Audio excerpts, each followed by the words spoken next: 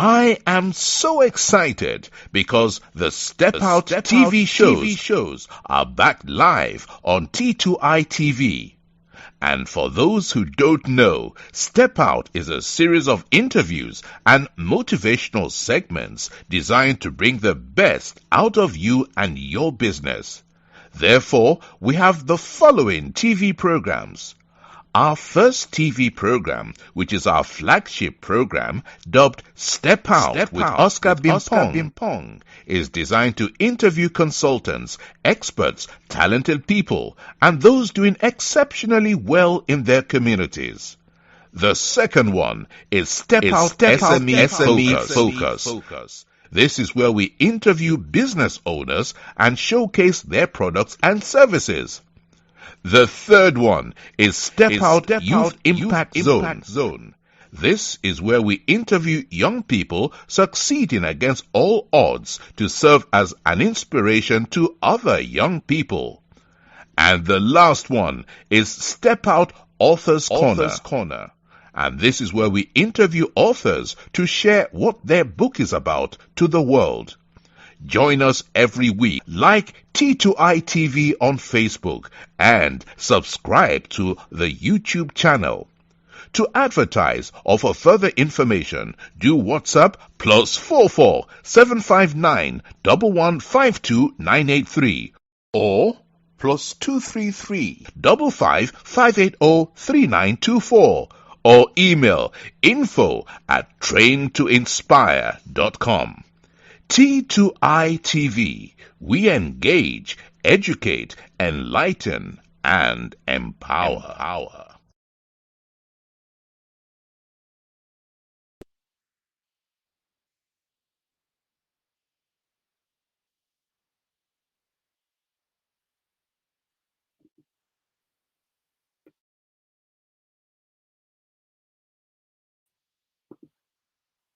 All right.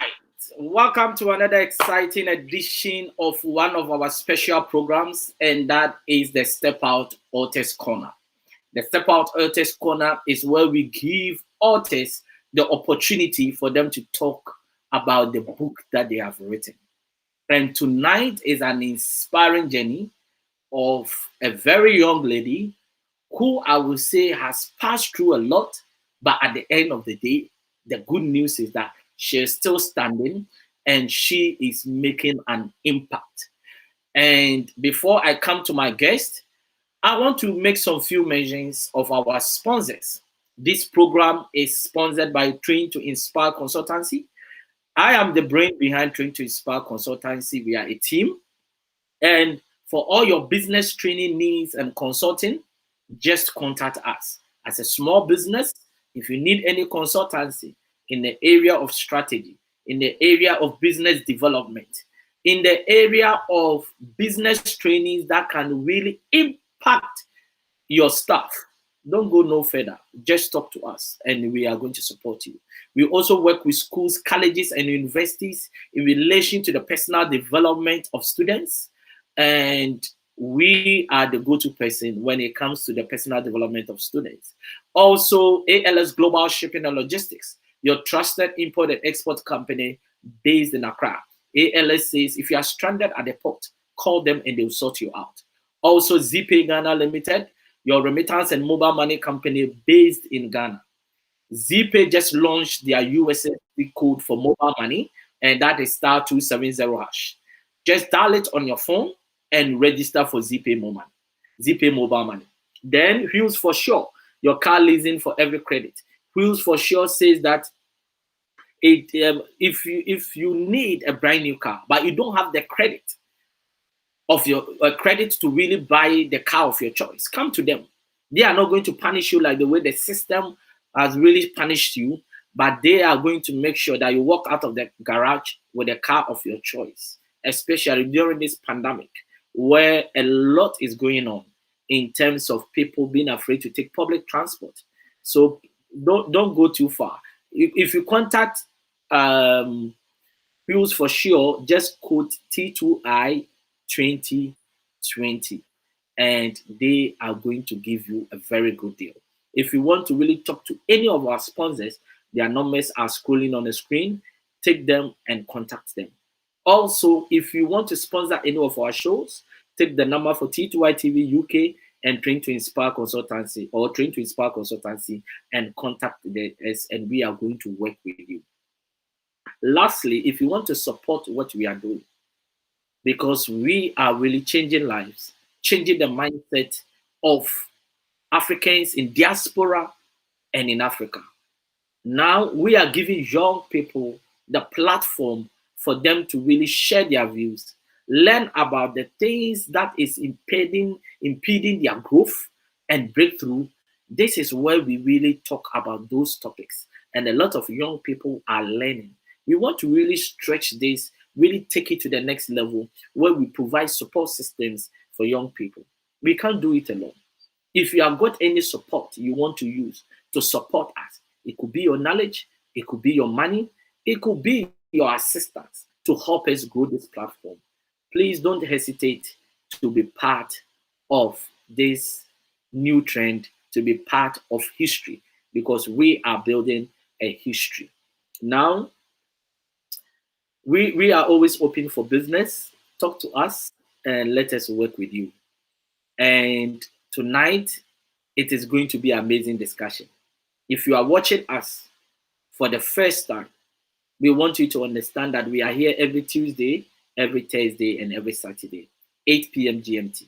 And we bring you powerful discussions that are designed to shape your mind, that are designed to cause you to believe again, that are designed to really help you to be informed in terms of making decisions when it comes to your vision. And this is all that we do 3 times in the week. And tonight is no exception, because I've got a very powerful lady who is ready to really talk to us about some of the struggles that she went through in life. And at the end of the day, the good news is that she is standing. Now, she has turned her struggles into a book. And tonight, we are going to talk about the snippets of the book.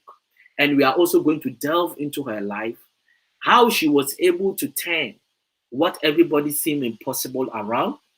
And tonight, she's using this story to inspire the next generation and even we, the now generation and the older generation, because her story must be told to the world. And in our small way, we are helping her to really tell her story. Now, who is this person that I'm talking about?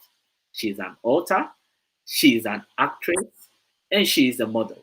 She is in a person of Sharenika Cummings. Please welcome to Step Out Authors Corner, and you are live on T2I TV UK. Hello. How has your day been? It's been great. Wow. Our day has also been great today. The weather is a bit nice, so we took the children to the park, and I was looking forward for today's discussion. And trust me, a lot of people are always also looking forward to it, because the snippet of your story is an inspiring one. Yes. So let's go straight to business. The title of your book, Hustle Through the Pain. And that's what we are going to really delve on. But before I come on that hustle that you have to explain further, who is Sharenika Cummings in your own words? So Sharenika Cummings is serial entrepreneur. When I tell you I do so much, I have 2 daughters. I'm very driven. Like, if I put my mind to something, I'm going to do it. I'm from a small town called Thompson, Georgia. But right now I'm in Atlanta, Georgia. But I'm the type of person that I literally walk by faith. I'm a risk taker. So if I see it and I want it, I'm going to do it, and I'm going to go after it. So that's pretty much sums it up. You are a risk taker. And I think that's what a lot of people cannot do in life. They are not able to take risk, isn't it? Listen, like, the stuff I have done and taken risks, like, a lot of people, it doesn't make sense. And a lot of people came up against me and said, oh, you shouldn't do this, or you shouldn't do that, or that don't make sense. But I don't go by what people say. I'm gonna go by, if it might not make sense to you, but in the long run, they understand. But a lot of people, the problem is that a lot of people always want confirmation from others before they make decisions. Do you think that is the Right. best, or you going with your instinct you believe is the best? You need to go with your instinct, because when I first started doing that, when I first, I guess, seeked out validation from people and everybody gave me the wrong answer, it delayed my process. Because they couldn't see what I see, but they're not supposed to see what I see, because we're not the same person. So I suggest you need to go with your own beliefs instead of somebody else. Wow. You need to go with your own beliefs and not somebody else. Yes. Now let's go straight to business. Talk to me about growing up. So growing up, I was raised up in the church. I mean, we was the first one there, the last one to leave.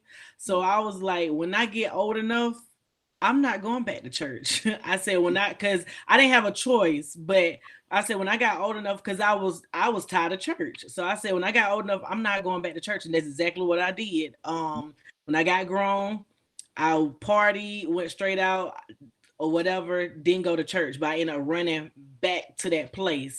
But it took like several different bad things to happen to me to have me going back. Even though I ran from it, it was put inside of me. So therefore, you can stray away however long you want to, but you're gonna end up going back to what your belief system. But growing up, I grew up in a 2-parent household.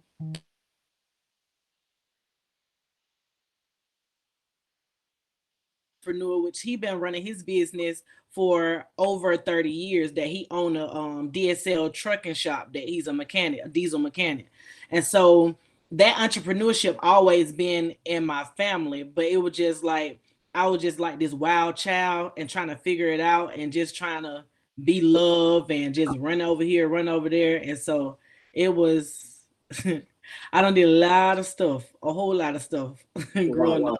Yeah, but before we go to that, I always hear this from people that don't really force your children to go to church, allow them to live their life, and when they grow up, they can choose to really, if they want to go to church, they go to church.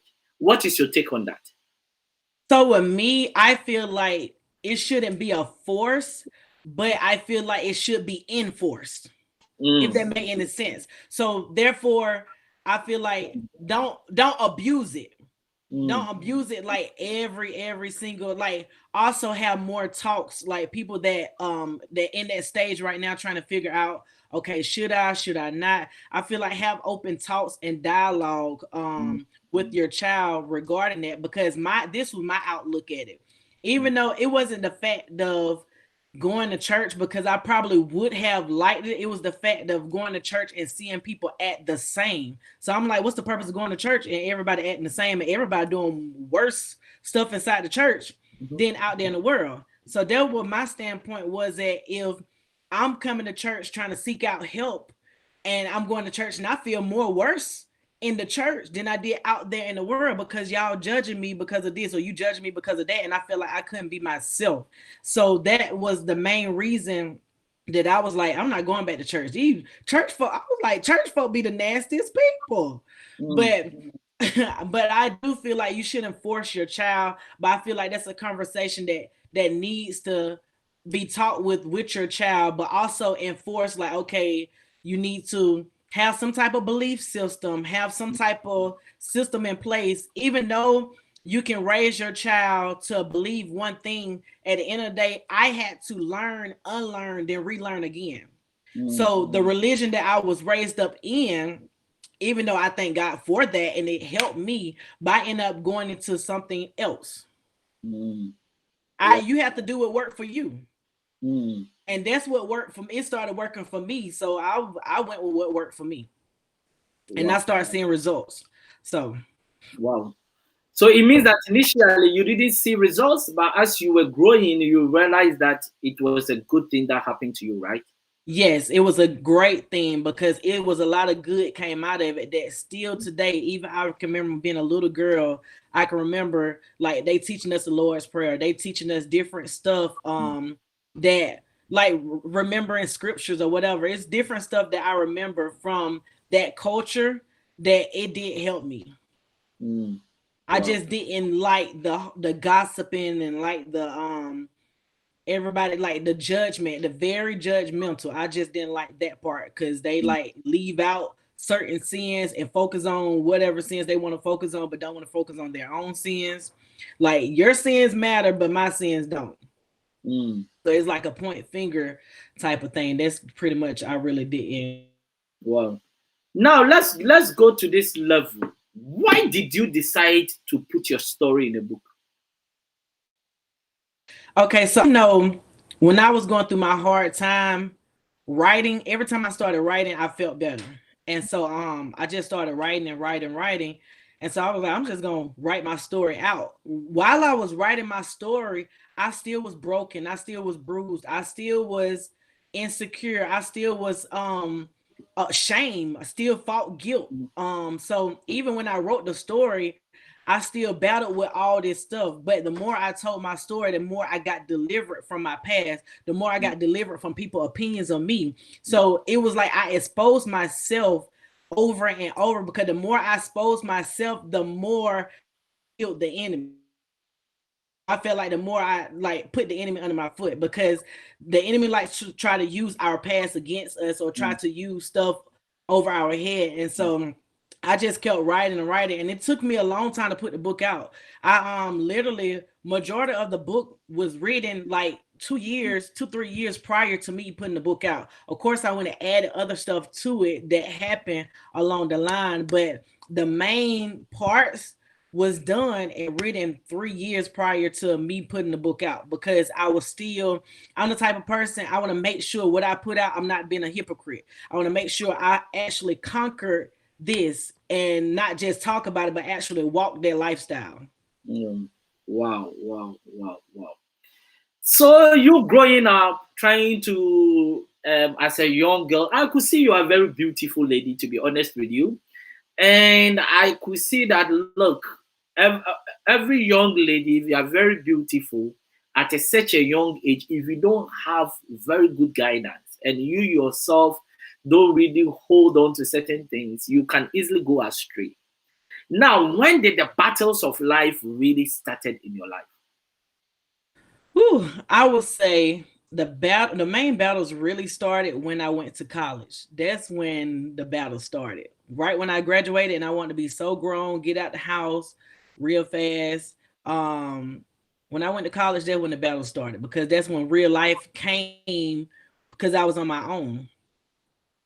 And so it was like I didn't have like that type of, how it was like I felt like the foundation, even though the foundation was laid, but it was like I left the foundation. So it was, I felt like I left the covering of my parents or whatever. So it was like when I went to college, I didn't want to hear nothing about no God. I didn't want to hear nothing about no church. I didn't want to hear nothing. And so I just started living the lifestyle how I wanted to live my life. I didn't want nobody telling me that I'm doing this, I'm doing that, you can't do this. I didn't want nobody telling me nothing. So I was like very rebellious. But when I went to college, that's when everything, because I was struggling college student. So that's when like everything like really like just hit me all at once. So specifically, what are some of the things that you started doing at college that was different from when you were really at home and going to church? So when I went to college, I started dancing for money because I was very prideful. So my mindset, I don't want to ask nobody for no money. I'm gonna get it on my own. And my intentions never was to start dancing. It was the fact that something happened. I was going out clubbing. I started clubbing a lot. I was going out clubbing almost, it was like twice a week, and it turned to almost every single day. One particular night after the club, everybody gonna hang out at this McDonald's restaurant. So literally, me and my homegirls, we always have fun, turn the music all the way up, hop out the car, just start twerking with a little bit of clothes on or whatever. And so this one particular night, we hopped out the car, was dancing, a little bit of clothes on, and all these dudes just bomb rush out of McDonald's. You can see the glass windows. They bomb rush out of there and just flood us with different like 20s and hundreds. And so I'm looking like I got clothes on, And y'all don't flood it. When I tell you it was a lot of money, it was a lot of money. But that was the start of a bad decision. The start of it. Wow. So it messed me up. It messed me up. So that was the start of the whole dancing or stripping. Some people don't say or whatever, but that started the whole dancing thing. Wow. So did you transition to like the nightclubs and in terms of this stripping or dancing? And were you really earning good money? I actually was making good money, but I wasn't doing strip clubs. I was doing more private parties. Okay. All right and, then. And not only that, I wasn't my confidence wasn't secured enough to even do that in a strip club because, mind you, I still didn't want nobody to know what I was doing. I was like hiding and shame. I like being real secretive. When people started to find out, I was denying it. Like I was so in denial, and I was like, didn't want nobody to know that. And I think when you get to that stage, you tend to be more rebellious. You tend to be more secretive. Yes. You don't want nobody to know what you are doing. But was there a time that your parents became suspicious that something was wrong with you? Yes, because different people used to call my parents and be like, "Did you see your daughter on this video? Or did you see your daughter doing this? Or do you see your daughter?" And I felt like now I look back, I was like, "Oh my goodness, I can't be," because they was like board members of the church, like executive board members, and still today still executive board members. And I'm like, I can't believe I did all of that stuff. But it was like videos, me dancing, and people would go show my mama or they'll call her like, "Did you see what she had on Facebook?" Like I literally walked out the house with lingerie on, literally. Wow. I think there was a scenario where you really had an encounter in terms of even to the extent of sex trafficking and all that. Yes. Can you talk to us about that?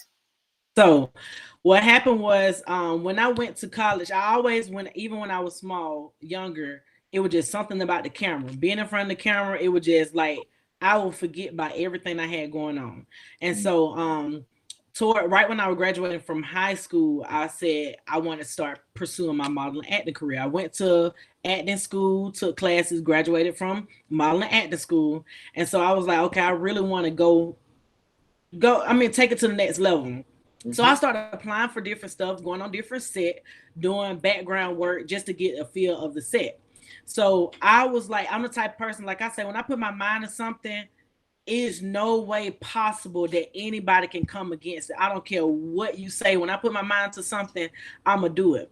I literally, sometimes I did not sleep because I would eat, sleep, dream, modeling, acting on the phone all night long, researching casting calls, researching auditions, researching how to perfect my craft, and looking at different stuff, looking at YouTube, looking at whatever that had stuff revolve around that. So it was like I was up all night long. So I came across this manager. He was like, he looking for people to clients to manage, and he was like well known. I did my research on him. I'm seeing him with different celebrities, so I'm thinking he might be legit. So I reached out. They liked my pictures. I sent my pictures over. They liked my pictures. So I'm thinking, they were like, we really want to sign you.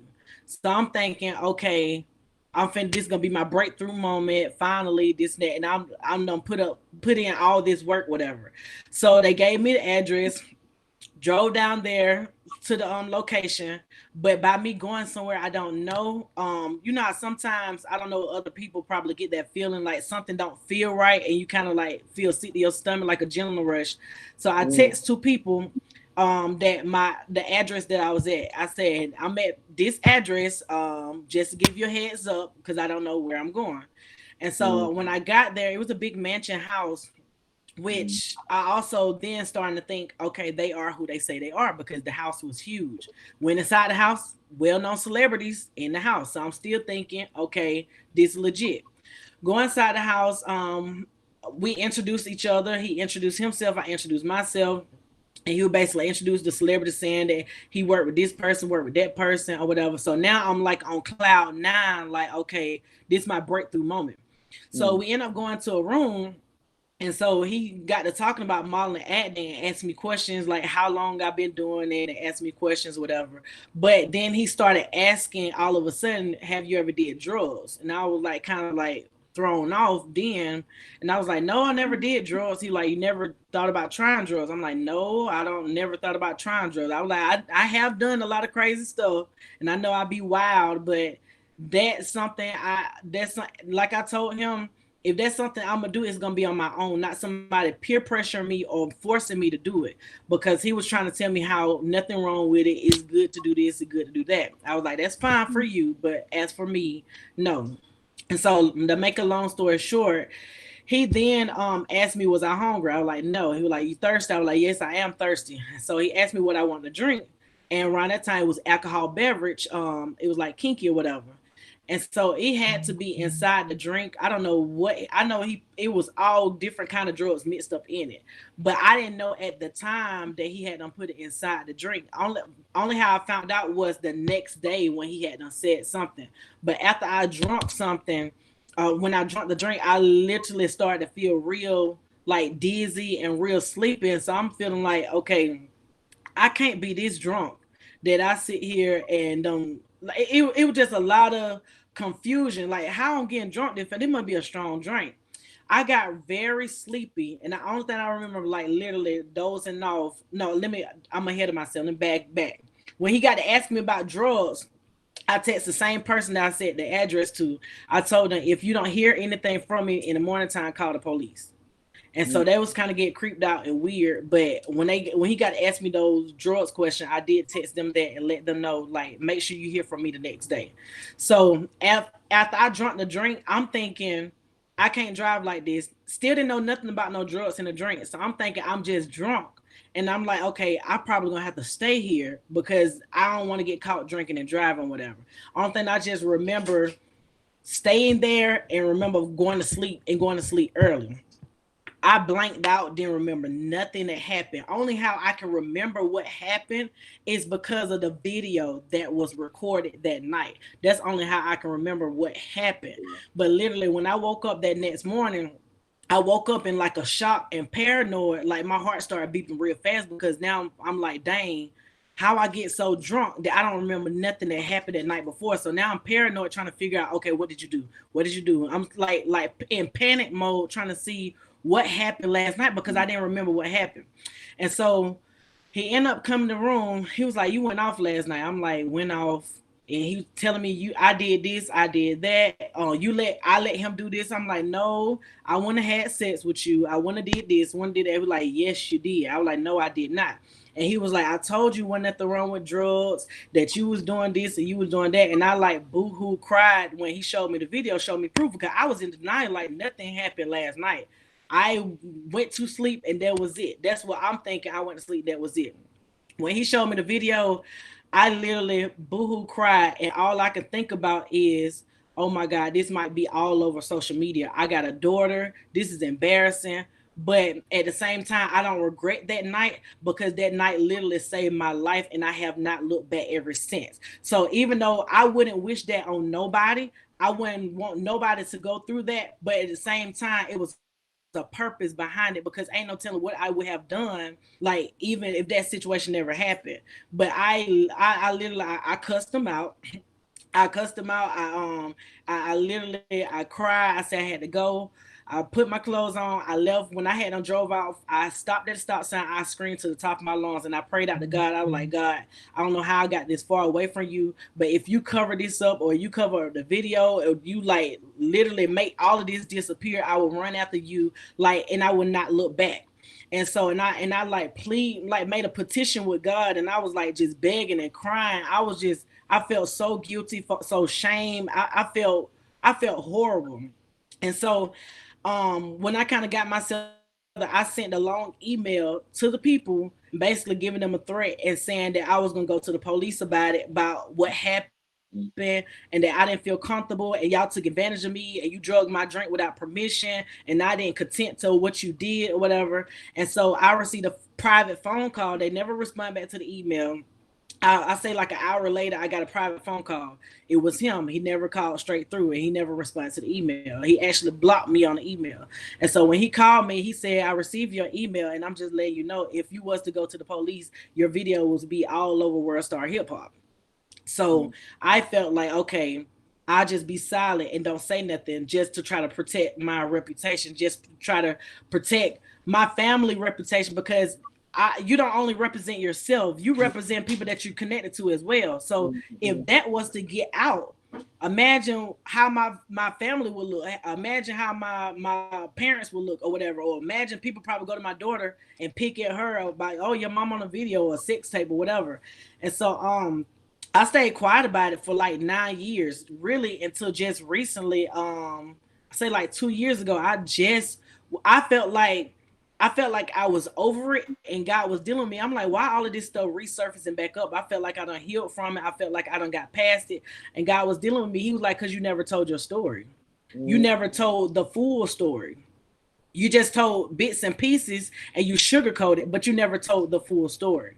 And so when I started telling the full story, it was like I was getting more free from it over and over or whatever. But literally it took me 9 years to really just speak and tell exactly what happened, like go into details what happened. Wow. Because this is quite interesting. And there's one profound statement that you made that I really like. And it says, you don't represent yourself, but you represent the people that you know, and especially your family.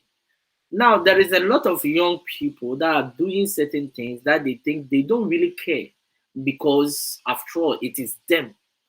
Those people, what are you going to tell them? So, to all my young people, I'm telling you, you don't know who's watching you. You don't know who's, especially like the time we in now with this everything virtual, with this pandemic. You don't know, a lot of jobs are going to your social media. Like if they feel like I don't really know this person, let me try to feel them out, and they can see everything on your social media. Really, you have to understand, if an adult in your life and they trying to give you good advice, listen to them. Don't wait until it's too late to then try to go back and try to listen. Don't wait till it's too late. Then you're trying to go back and need help from them or need this, need that. Because that's what I did. Like the good advice always came to me up front, but I didn't want to listen. I waited until I got in the bad, and that's what we do to God. When everything going good, some people ain't stunned about God. But when something happened, then that's when we go begging and be on our knees. Don't wait until something bad happen, because you might miss your time and it might be too late. People are dying left and right. And it's not just old people, young people are dying too. So you're not exempt. Go ahead and get it right. Find a mentor, find a counselor, talk to somebody. Because the thing about it, people that hot-headed, most time you're hurt. You're hurt from family, you're hurt from relationship, you're hurt and you're suffering from rejection. So you're going to have to deal with that rejection so you can get healed. And so you can go after your purpose and do what you want to do in life, because it'll always feel like something empty inside of you. It don't matter how much money you got. It don't matter how many cars you got. It don't matter how much y'all try to flex with this name brand stuff and trying to keep up with the culture. If you're not living in your purpose, if you're not going after your dreams and doing what you want to do, you will still feel empty inside of you. And what's the purpose of having all this stuff and you broken? You can't even enjoy it. You can have all this money, all this, and flashy and look good on social media to other people. We got to get out of that trying to look good in front of other people. We taking on this mentality trying to be pretenders. So my advice to the young people, like, get it right before it's too late. Wow. Get it right before it's too late. You made some profound statement that even now, recruiters go to your social media when they want to recruit you. Because you see, your personality is in your post more than that CV that you have written. Right. So you can really identify your personality based on what you post. And there are some people, you go to their timeline, sorry to say, whatever is on their timeline is rubbish. They are always not engaging in the right thing. And if a recruiter goes to your timeline and they see certain things, you are out of the game. And I think this is a very sound advice that you are giving them, especially during this pandemic where everything is online, everything we are engaging is online. That is why I'm sitting in London you are sitting in the States and we are having a very good conversation. That is the new world order. The new world order is that I don't need to travel to US to be interviewed on CNN anymore. I can be in the comfort of my bedroom and just have a powerful interview. And I think you are right in that. In your book, you wrote about blackout. That it reached the time things were overwhelming and there was a whole lot happening. Talk to us about that briefly. You said talk to you about what? Blackout in your book. Oh, you said when I blacked out? Yes. In your book, there was a subtopic that you talked about blackout. You said blackout? Yeah. When I was talking about blacked out, there was mainly like that sex trafficking event. Okay, all right then. All right. But it reached a time you decided that you needed a mindset change. Yes. When was that moment that you decided that enough is enough? I'm going to turn my life around and really build the life I want to see? After that incident happened. And so literally it made me look at everything. I started taking everything serious because it could have been worse. I could have been got AIDS. I could have it could have been anything. I could have died. Anything. It could have been like way worse than what happened. And so it was like a wake up call to me, like you need to get it right. And so I was like, okay, God, show me a church, give me a church home that they won't judge me, that they accept me for who I am. So I won't be acting out a false identity because I tried to act like something that I'm not to try to seek validation and feel accepted. So I told God, I said, allow me to get connected somewhere to some type of community or some type of building or church, whatever, that's going to accept me for who I am. And so, God literally had connected me back to somebody that I was raised up around. And so that helped me a whole lot. And that's why I say it's very important to be around positive people. It's very important to be around people that know more than you. It's very important to be around people that can correct you and tell you the truth about you. Because that time frame that's when my maturity process started. And so I say like 2 years, I saw a major, that's why I said was work for you. So during that time frame, doors was like, it's like whatever I asked for, it happened. Whatever job I wanted, it came. Whatever I desired, it came. So God started dealing with me about, you see that I'm showing you whatever you ask for, you get it. I need you to dream bigger. So I started dreaming bigger and started trying God for the hard stuff or the stuff that seemed like it don't seem good to be true or it seemed too hard. And so like I tell people, I can relate to the person that didn't believe in God. Cause one point in time I was like, do I really believe in God? I didn't believe in the Bible. I didn't believe in God. So I know how to respect and relate to people with different belief systems, relate to people with different type of mindset because I've been there, done that. So it's my mindset literally changed after that event that happened. And so that's when I started looking for a church. That's when I started trying to work on me. And like the older I got, it was like and then eventually I ended up moving back home to my parents' house. And that also played a huge role with maturity as well. I wasn't at that fast at the school and partying. And so it was like, I literally made a complete 360. I told God, it wasn't one of those, you know how sometimes we petition, we be like, I promise you I won't go back. And then here you go, went back. No, I did not go back. Wow. I did not go back. But changing of mindset is a very difficult process. For example, you decide that, okay, I have been smoking, let's say, cigarette for 20 years, and you want to change. It is a very difficult process. That what you went through was a similar situation of doing something for a level of time, and now you wanted to change. Was there a situation where you felt like, I wanted to go back? Was there a situation where you had flashes of images of the things that you have done in your mind that go back, you don't belong here, this church thing is boring? Was that such situation that you really find it very challenging, that really was very difficult for you to really stay at your new level of life? Yeah, so let me tell you, when I I did not have these many problems until I got into God real hard, until I got into church real hard. And I was like confused. I'm like, when I was in the world, I ain't had none of these problems. I was good. But when I started running after God, but the thing about it, when you start running after God, now I became a threat to the enemy.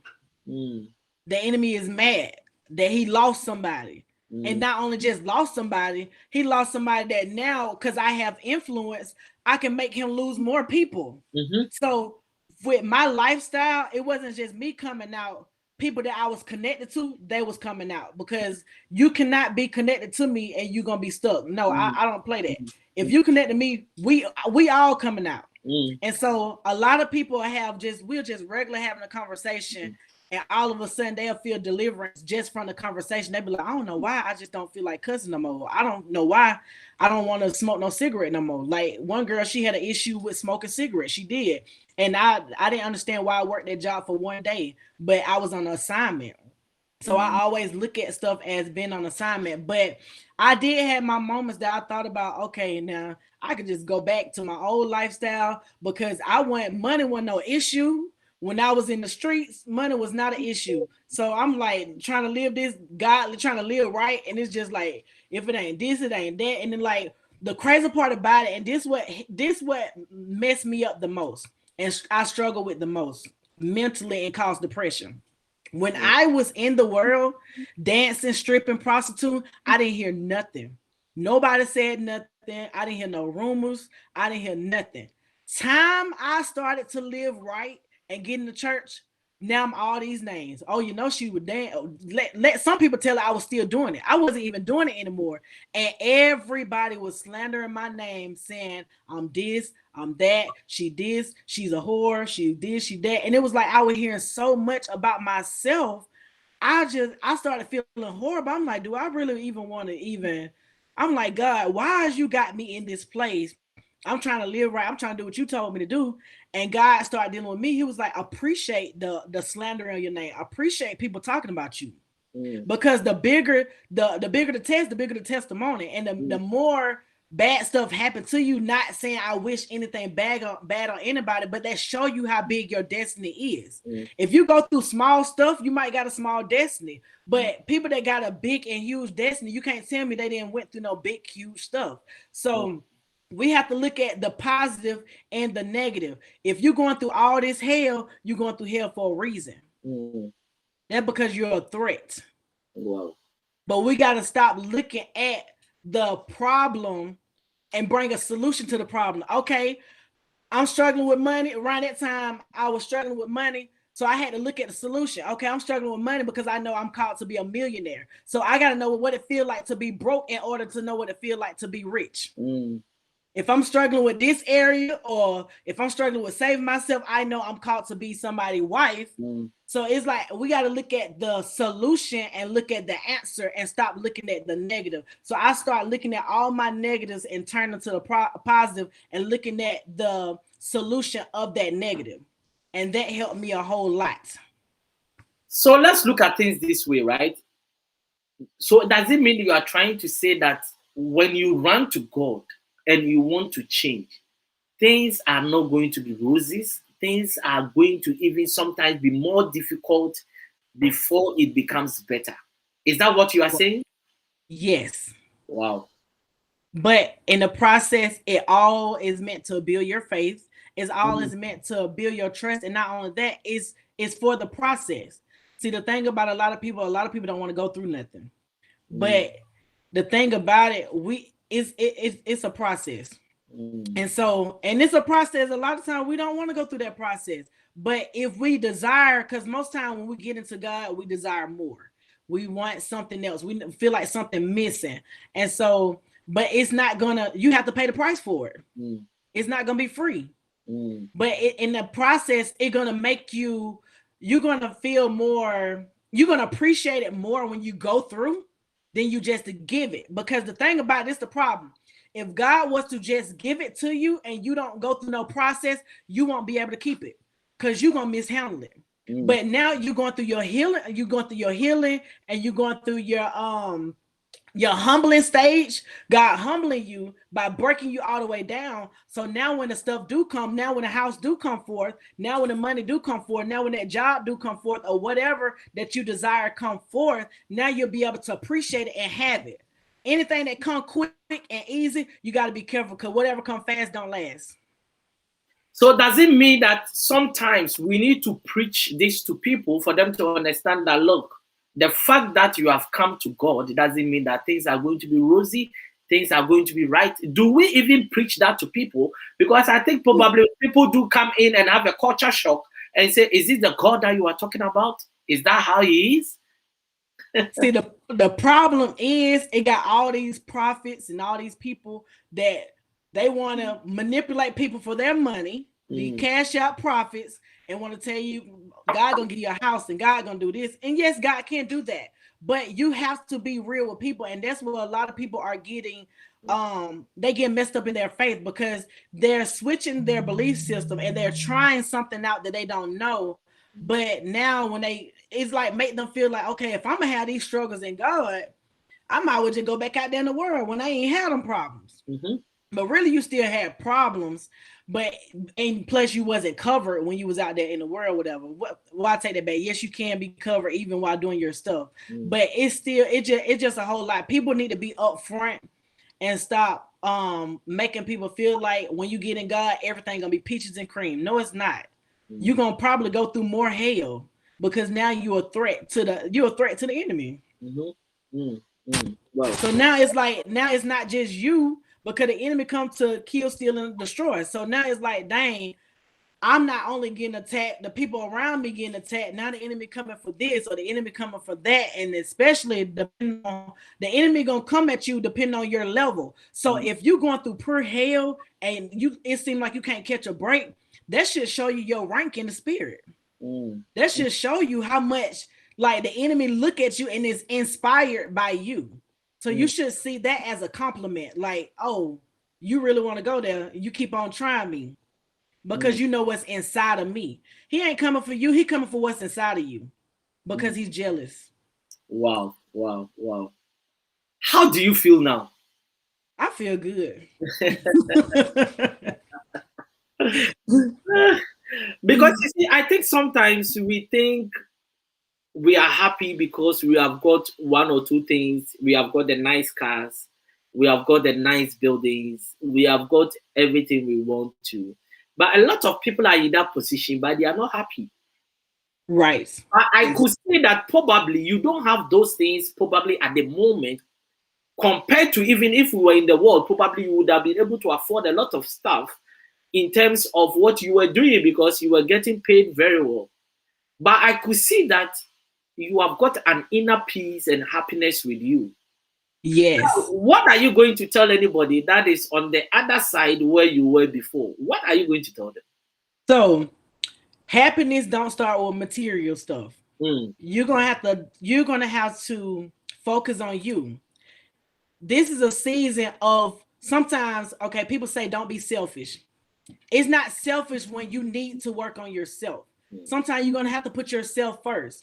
What's the point of you pouring out to other people, helping people forming their business, helping, but you're drained and you're pouring from an empty cup? You're gonna have to focus on you. If you got to get therapy, or you got to get counseling, or whatever you got to get to work on you. My thing is, I had to do all this stuff to work on me. Now we have to be realistic with ourselves.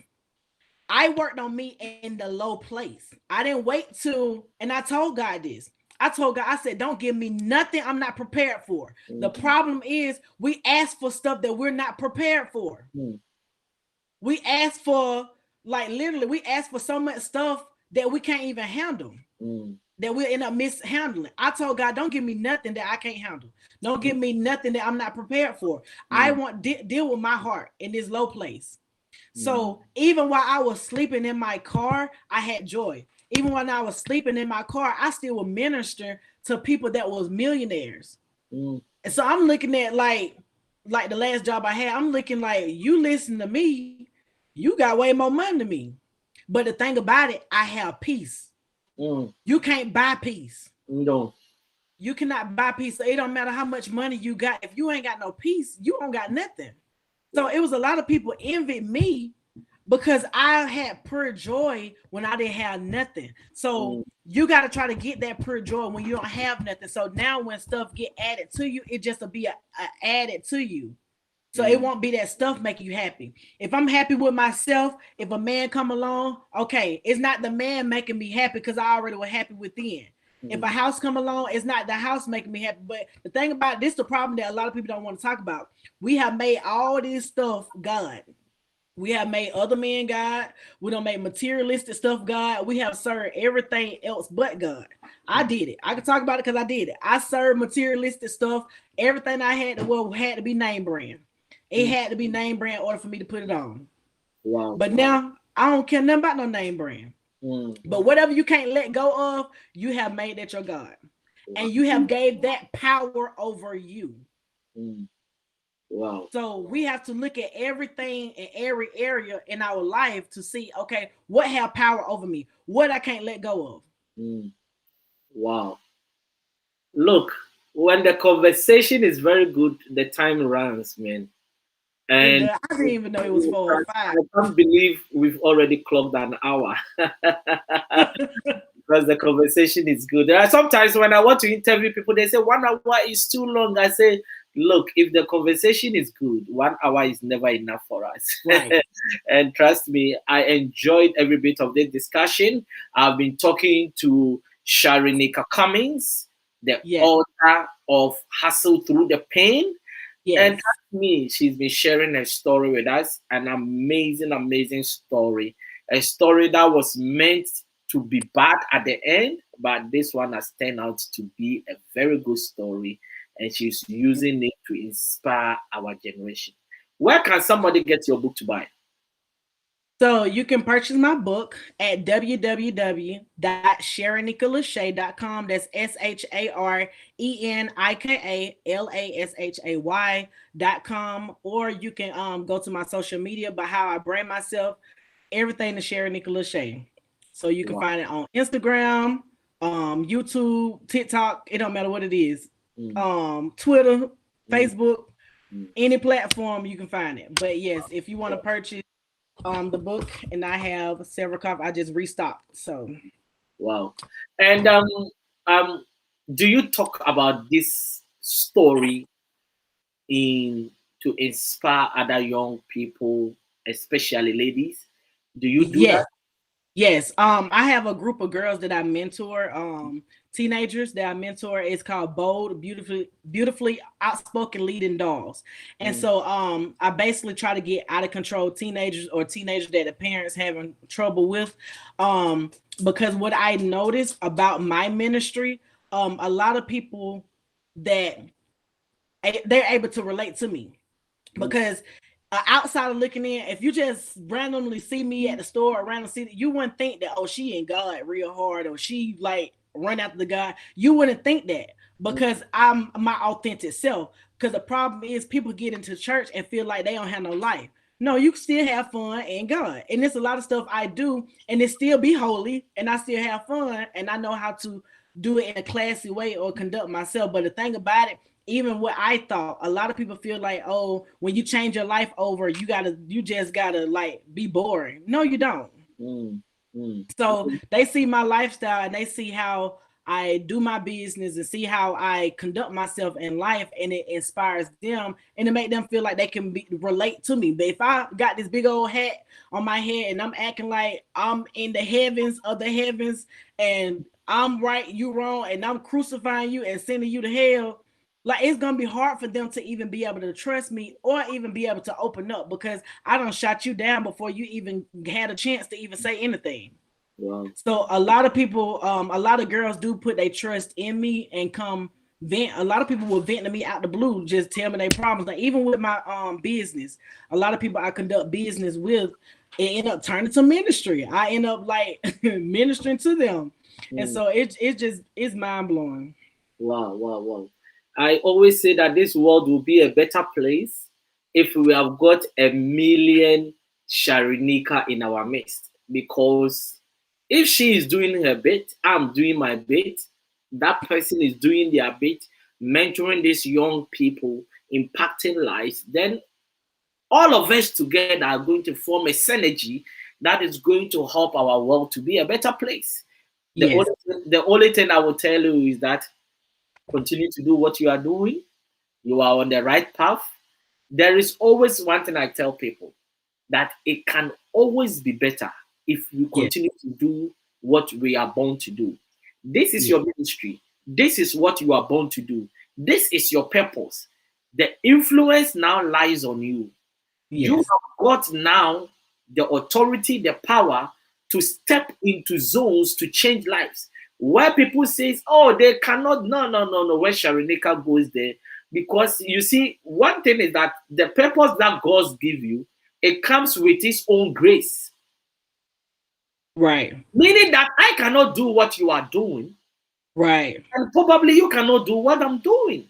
Right. And I always tell people that, look, when I sit down to write a book, like the whole night, I can write 5,000 words a day. And they are like, what? I say, yes, because I'm different. So probably you can do something that probably I cannot do. So it's about Right. time we trying to find out. I always say this, that a lot of people, if you ask them, why are you here on earth for? Majority cannot answer it. But the Right. good news is that Sharonica now, because of the process she passed through, she can now identify why she is here on earth for. Right. And yesterday, I was somebody interviewed me, and I was talking about decoding your purpose in life, and it was amazing discussion, because you see, until we decode that God-given mandate on us, we will continue to struggle. Because now I could see the happiness you have in your life, the joy and the peace, and that is the fundamental step for you to succeed in everything that you do. Yes. So trust me, it's been wonderful having you on the show, and I really enjoyed every bit of it. Thank you. Y'all have a good one. Wow. Before I go, I just want to mention a few of our sponsors. Train to Inspire Consultancy, your business training and consulting firm. They also work with students in relation to their personal development in second cycle institutions, colleges, and universities. ALS Global Shipping and Logistics, your trusted import and export company based in Accra. ALS says if you are stranded at the port, call them, they will sort you out. ZPay Ghana Limited, your remittance and mobile money company based in Ghana. They just launched their ZPay mobile money USSD code, and that is *270#. Dial it on your phone and register for ZPay mobile money. The wheels for sure, your car leasing for every credit. If you really need a brand new car, but you don't have the right credit, contact Wheels for sure, and they are going to really make sure you walk out of the garage with the car of your choice. Now, if you want to contact any of our sponsors, their contact details are scrolling on the screen. Contact them and talk to them. Now, if you want to sponsor any of our shows, you are more than happy to do so. Take the number for T2I TV UK or Train to Inspire Consultancy. And also, if you want to support what we are doing, inbox us or call us on the T2I TV UK number, and we are going to work with you. Sharonica, it's been wonderful having you on the show, and I really appreciate your time. Thank you. You have a good one. Yes. What is your last word to anyone that is watching us? My last word is keep the faith and don't be result oriented. Trust the process.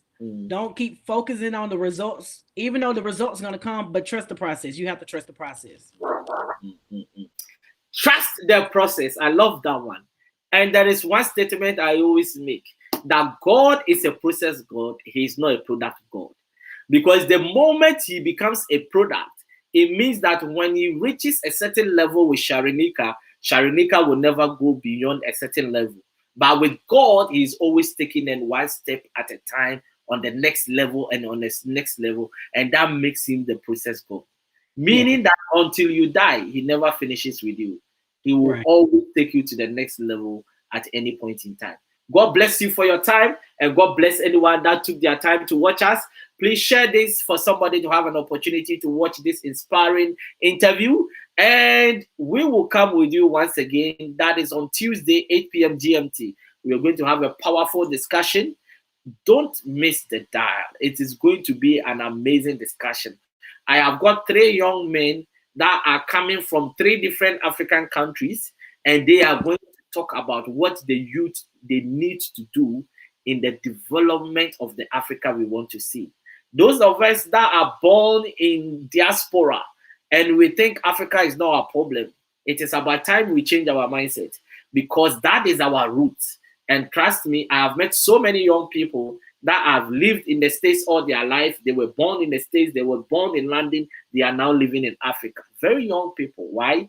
Because the dynamics of this global world has changed. And it is about time we integrate into the global space. God richly bless everyone, and see you guys on Tuesday, 8 p.m. GMT. And God bless you, Sharonika, for your time once again. Thank you. You too.